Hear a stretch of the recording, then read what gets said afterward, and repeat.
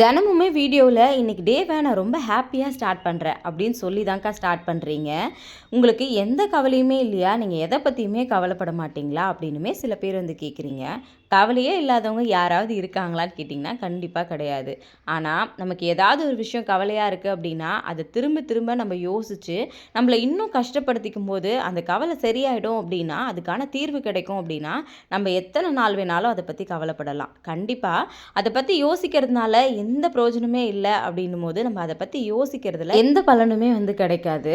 அதே மாதிரி நிறைய பேர் அக்கா உங்களோட வீடியோ பார்க்கும்போது எனக்கு ரொம்ப பாசிட்டிவாக இருக்குது அப்படின்னு சொல்கிறீங்க.